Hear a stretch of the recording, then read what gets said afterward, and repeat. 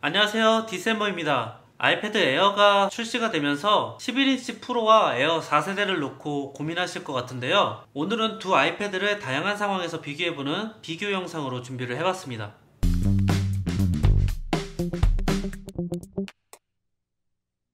벤치마크 점수를 한번 확인을 해보면, 먼저 스펙적으로 살펴보면 아이패드 에어는 A14 바이오닉 칩이 탑재되고 4GB 램이 탑재되었습니다. 아이패드 프로는 A12G 바이오닉 칩에 6GB 램이 탑재가 되었습니다. 그래서 램에서 조금 차이가 있는데요. 어쨌든 벤치마크 한번 미리 2번 정도 제가 돌려봤거든요. 첫 번째 결과에서는 싱글코어는 에어가 높았고 멀티코어에서는 프로가 좀 더 높았습니다. 그래서 혹시나 해서 한 번 더 테스트를 해봤는데 역시나 결과는 비슷했습니다. 싱글코어는 여전히 에어가 좋았고 멀티코어에서는 프로가 좋았습니다.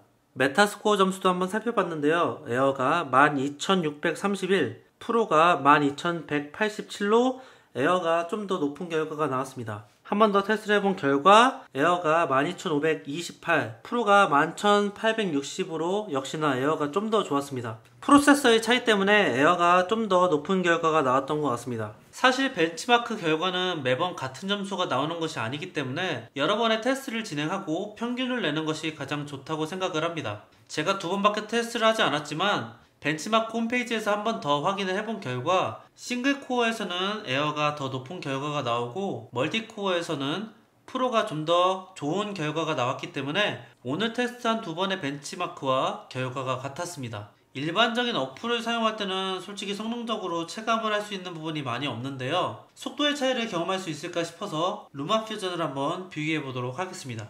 이번에는 루마퓨전 렌더링 테스트를 한번 진행해 볼 건데요. 렌더링을 테스트하기 전에 먼저 프리뷰부터 잘 되는지 확인을 해 보도록 하겠습니다. 파일은 제가 매번 준비했던 4K 영상으로 준비를 했고요.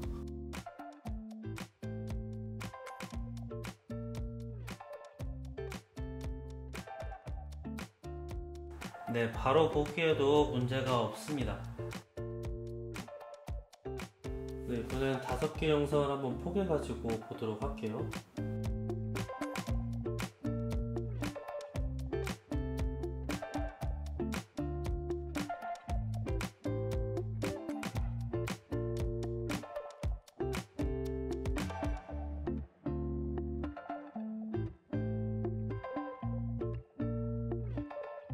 네, 5개 파일을 이렇게 포개서 사용을 해도 렉 없이 잘 실행이 됩니다.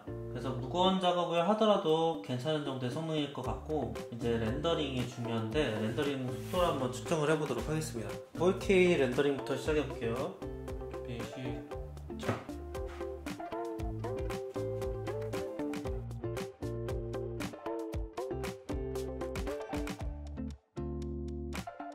프로는 6분 2초,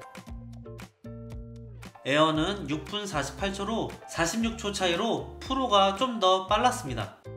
이번에는 4K 영상을 1080p로 렌더링을 해보겠습니다. 근소한 차이로 프로가 살짝 빨랐지만 거의 비슷한 2분 27초의 렌더링이 완료가 되었습니다. 루마퓨전을 사용했을 때 두 제품의 성능적인 차이를 크게 느끼지는 못할 정도로 에어가 성능적으로 많이 좋아진 것을 경험할 수 있었습니다.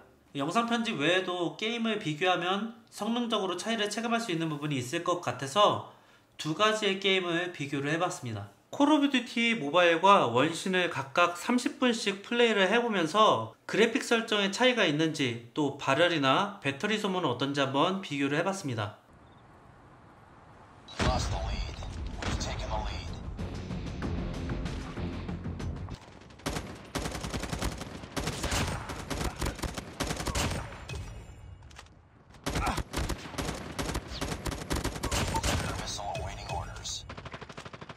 Target's in sight! Reloading! 여행자 왔어? 호수 가. 수수께끼라 호수의 도시라면 몬드성일 테고. 얼어붙어라.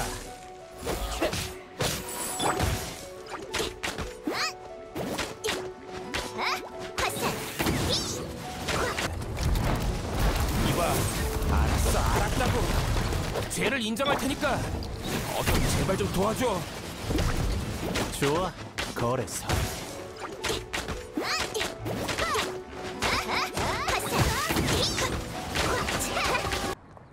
Contact sniper!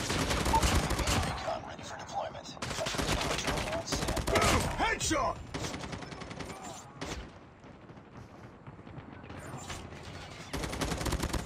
Headshot! Reloading.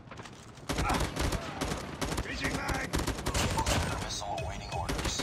UAV recon standing by. Repeat, UAV standing by. Hunter killer drone on standby. 콜 오브 듀티 모바일 같은 경우에는 두 아이패드 모두 그래픽 설정이 최고로 동일했습니다. 게임을 하면서 그래픽적인 차이를 경험하기는 좀 어려웠습니다. 바레아 같은 경우에는 프로가 에어에 비해서 더 빨리 또 많이 뜨거웠습니다. 원신 같은 경우는 기본 그래픽 설정이 살짝 달랐습니다. 프로가 거의 모든 부분에서 높음으로 설정이 되어 있었고 에어 같은 경우에는 몇몇 부분에서 중간으로 설정이 되어 있었습니다. 그래서 기본 그래픽 품질은 에어에 비해서 프로가 조금 더 나았습니다. 게임을 하면서 나오는 발열 같은 경우에는 콜 오브 듀티보다도 훨씬 더 빠르게 역시나 프로가 더 뜨거워졌습니다. 에어도 뜨거워지기는 했지만 그렇게 빨리 뜨거워지지는 않았던 것 같습니다. 그리고 뜨겁다기보단 약간 열이 나는 정도라고 느낄 정도였던 것 같습니다. 배터리 소모 같은 경우는 프로가 좀 더 빨리 소모가 되었습니다. 콜 오브 듀티는 3% 정도의 차이가 있었고 원신 같은 경우에도 3% 차이로 에어가 덜 소모되었습니다. 같은 30분의 플레이를 하더라도 콜 오브 듀티보다 원신이 배터리 소모가 훨씬 더 빨랐습니다. 120Hz를 지원하는 게임은 많지 않은 데다 제가 플레이를 하지도 않기 때문에 게임에서는 120Hz의 차이보다는 그래픽적인 차이를 비교해 보았는데요. 기본 세팅에서 에어의 세팅을 최고로 올린다고 해도 플레이하는 데는 큰 무리가 없었기 때문에 게임 성능적으로는 확실히 두 제품 다 좋다고 생각이 됩니다. 프로와 에어의 가장 큰 차이는 120Hz의 프로모션인데요. 영상으로 전부 담을 수는 없지만 화면 전환을 비교해 보면서 차이가 있는지를 조금 보여드리고 어플 실행하는 속도가 차이가 많이 나는지 비교를 해보도록 하겠습니다.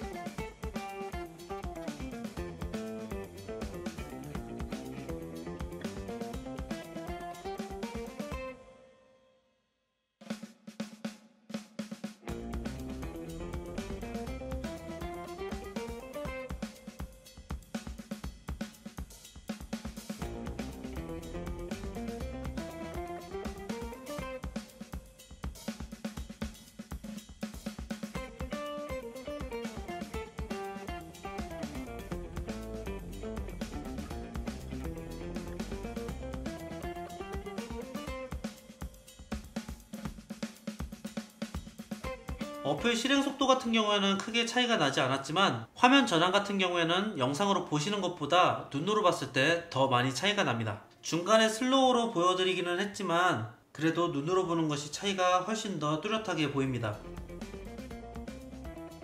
그 외에 프로모션의 차이를 느끼기 가장 좋은 부분은 필기라 생각이 되는데요. 간단한 샘플 영상 보시면서 두 제품을 비교해 보도록 하겠습니다.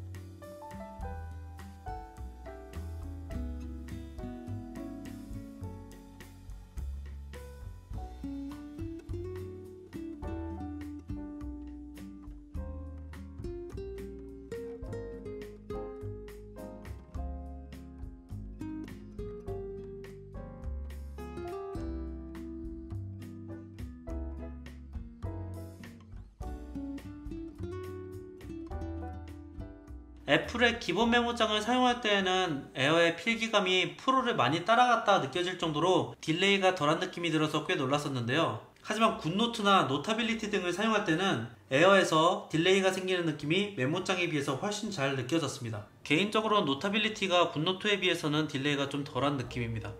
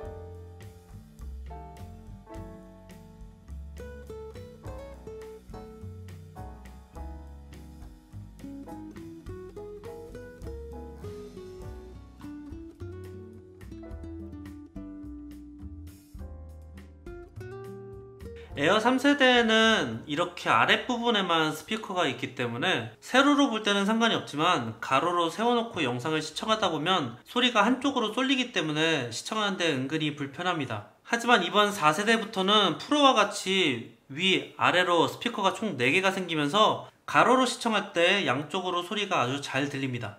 안녕하세요, 디셈버입니다. 드디어 왔습니다. 기다리고 기다리던 아이패드 에어 4세대. 개인적으로 많은 분들이 이야기하셨던 기능들을 거의 웬만큼 탑재를 하고 또 디자인까지도 아이패드 프로를 쏙 닮았기 때문에 색깔만 뺀다면 아이패드 프로라고 해도 믿을 정도로 디자인도 잘 뽑혔습니다. 안녕하세요, 디셈버입니다. 드디어 왔습니다. 기다리고 기다리던 아이패드 에어 4세대. 개인적으로 많은 분들이 이야기하셨던 기능들을 거의 웬만큼 탑재를 하고 또 디자인까지도 아이패드 프로를 쏙 닮았기 때문에 색깔만 뺀다면 아이패드 프로라고 해도 믿을 정도로 디자인도 잘 뽑혔습니다.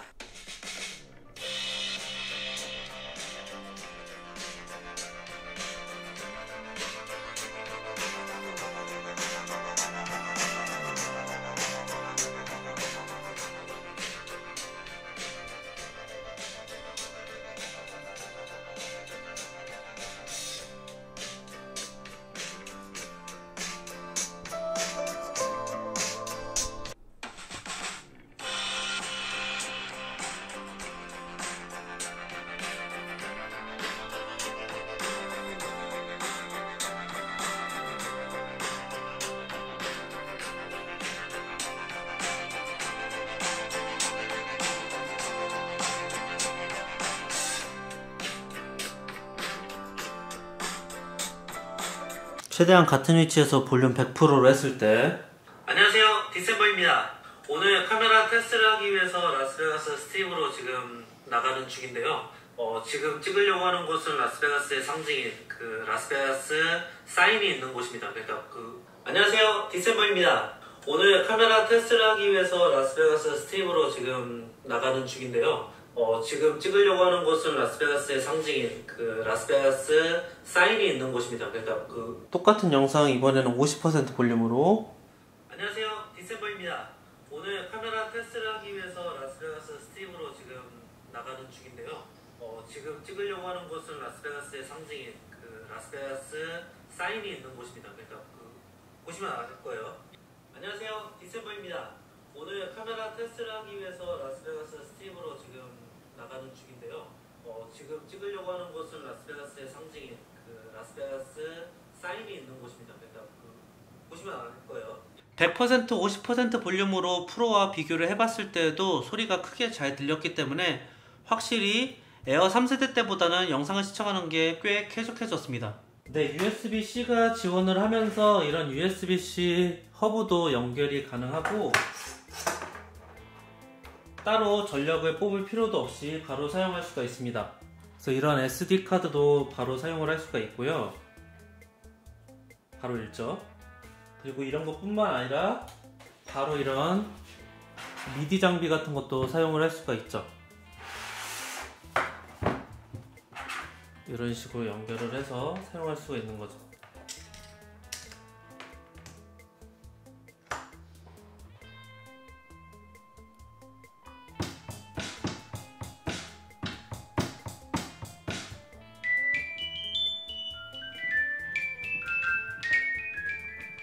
음악 하시는 분들은 이런 미디 장비도 연결이 가능합니다. USB-C 허브를 연결하고 그 허브 연결하지 않더라도 바로 직렬로 연결을 할 수가 있습니다. 그래서 이렇게 사용할 수가 있고 테스트 해본 결과 2개 채널 전부 다 사용할 수가 있습니다. 따로 파워를 쓰지 않고도요. 마이크 테스트 하나 둘 셋 하나 둘 셋.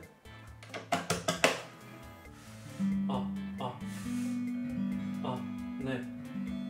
이런 SSD도 사용을 할 수가 있습니다. NTFS 포맷은 안되고 EXFAT 같은 FAT32 이런 포맷만 됩니다. 그래서 맥에서 지원하는 SSD 포맷으로 사용을 하시면 외장하드도 아무 문제없이 사용을 할 수가 있습니다. 그래서 바로 이렇게 SSD 읽죠. 네, 그래서 프로에서만 가능하던 기능들을 이제는 에어에서도 사용할 수가 있습니다. 네, 케이스를 사용할 때도 11인치 프로에서 사용하던 액세서리를 그대로 사용할 수가 있습니다. 그래서 이거는 11인치용으로 나왔던 매직 키보드인데요. 원래 이렇게 프로 모델에 낄 수 있는 제품을 이제는 이렇게 에어도 사용할 수가 있게 되었습니다. 그래서 트랙패드도 정상적으로 작동하고 그 외에 키보드도 정상적으로 이렇게 작동이 잘 됩니다. 그리고 매직 키보드는 구멍이 이렇게 맞아가지고 또 옆면이 뚫려있기 때문에 사용 가능할 거라고 생각을 했는데요. 일반적인 그냥 이런 인터넷에서 파는 케이스도 사용을 할 수가 있습니다. 이건 프로에서 사용하던 케이스인데 두께가 다르기는 하지만 이렇게 연결해서 사용을 할 수가 있습니다. 공식 홈페이지에서도 똑같은 제품이어도 에어 4세대 프로 11인치로 이렇게 나눠져 가지고 같이 호환이 안 되나 싶었는데요. 그거보다는 문제는 이 위에 있는 터치 아이디를 지원을 하지 않기 때문에 프로 모델 제품을 사용할 때 케이스 같은 경우 이렇게 위에가 막혀 있으면 아이패드 에어 4세대에서는 터치 아이디를 사용할 수가 없습니다. 이렇게 케이스를 구매하실 때 가장 중점적으로 봐야 될 것은 디자인도 마찬가지지만 여기 터치 아이디 부분이 뚫려 있는지를 확인을 하셔야 됩니다.